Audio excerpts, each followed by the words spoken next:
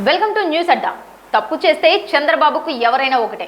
సొంత పార్టీ నాయకుడు తప్పు చేస్తే ఒక విధంగా, ప్రత్యర్థి పార్టీ నేతలు తప్పులు చేస్తే మరో విధంగా మారిపోయిన రాజకీయాలు ప్రస్తుతం మనకు అనేకం కనిపిస్తున్నాయి. సొంత నేతలు తప్పు చేస్తే సమర్థించిన వైసీపీ నేతలు వారిని వెనకేసుకువచ్చిన ఉదంతాలు కూడా ఉన్నాయి. అయితే టీడీపీ అలా వ్యవహరించడం లేదు.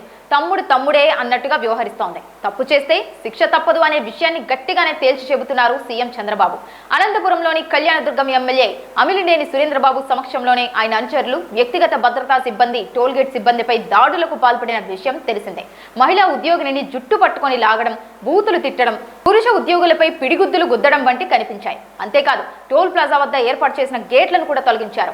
ఇలా ఒక విధంగా సిబ్బందిని భయభ్రాంతులకు గురి చేశారు.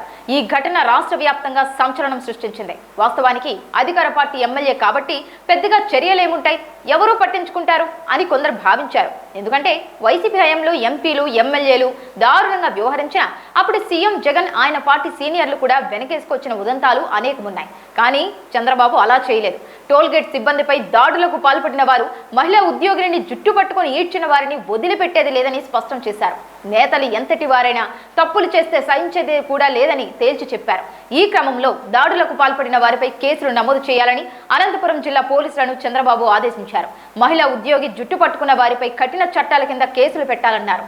ఇదే సమయంలో ఎమ్మెల్యే సమక్షంలోనే జరిగిన దాడిపై ఆయన వివరణ కూడా తీసుకోవాలని పార్టీ పరంగా రాష్ట్ర అధ్యక్షుడిని చంద్రబాబు ఆదేశించారు.